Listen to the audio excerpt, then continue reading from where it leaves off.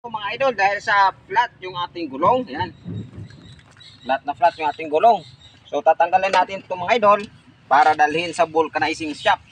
So una-una, siyempre magpo-position tayo ng ating jack.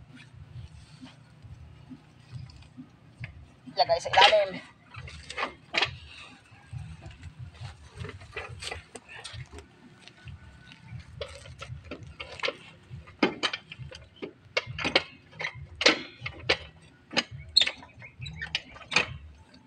Yan.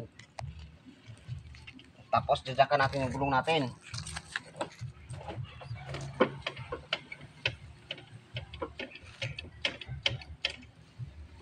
Parang hindi pa.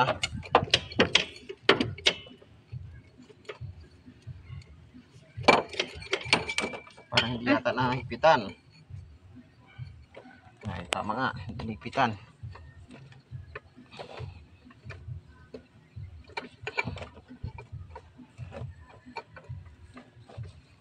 So, nagtatanong sa followers natin dyan kung paano tayo magpalit ng gulong. Ito na yung request mo, idol.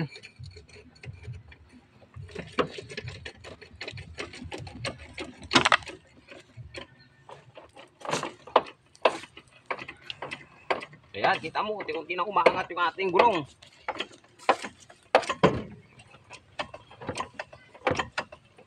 O, yan lang muna. So, kuha tayo dito ng number 17 na sakit.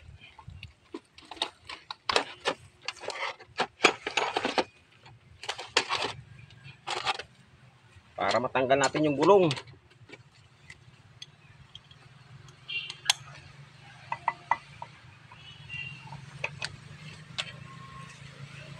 Yan, ganyan lang mga idol. Apak-apakan lang. Oops, sobra.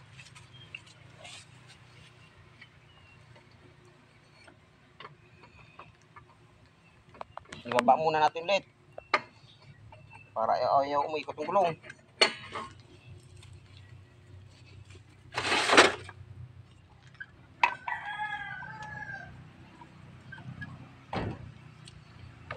Yan.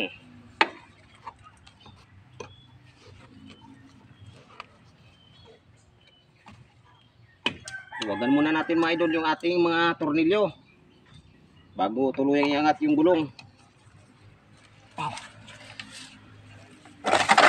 Ito yung gas.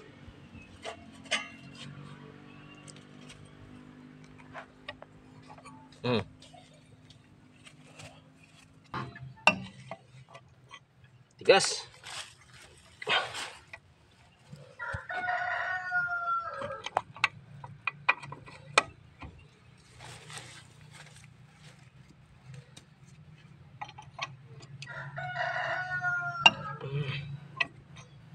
Ganyan lang yan mga idol.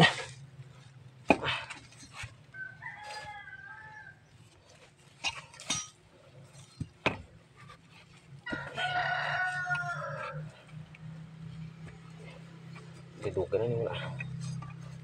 Matagal na itong hindi natatanggal yung gulong mga idol, kaya medyo matigas na.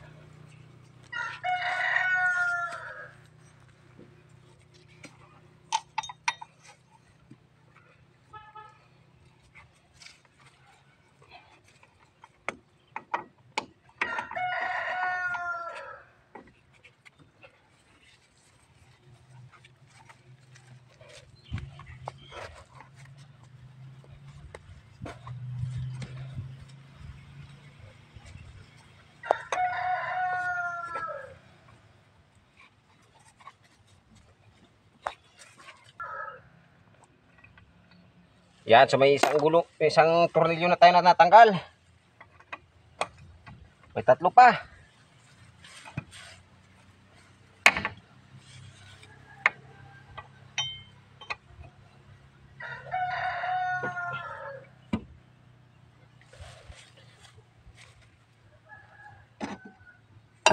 Yan.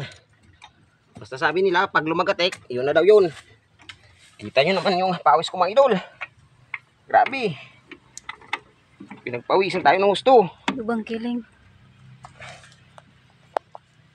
Baka yung kamera ko yung magtanggal dito. Misis ko yung cameraman ko, kaya hindi kaya ni misis to.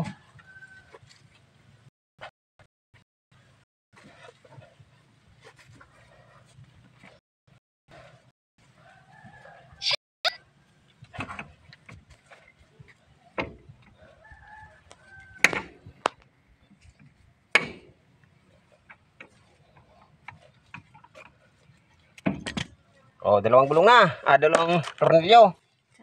May duwa pa. Dalawa pa. Mapapalit ako ng ratchet. Kasi medyo maluwag na. Pwede na gamitan ng ratchet, mga idol.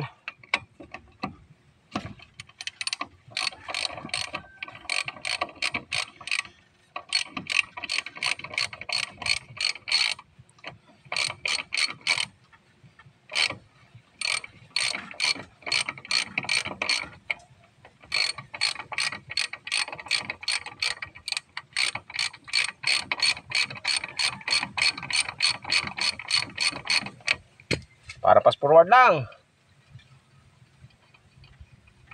O, tatlo na. Angat na natin ngayon yung ating jack. Para umangat na yung gulong.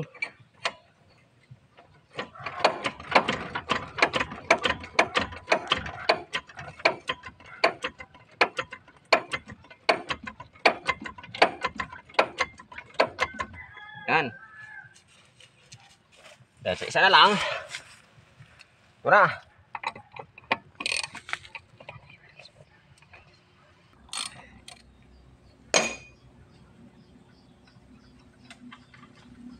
Ayan na mga idol, ready na para tanggalin. Woohoo! Oh, ito na yung gulong. Flat. Oh. Pwede na i-barbell ni Footmaster. Oh. Oh. Ayos.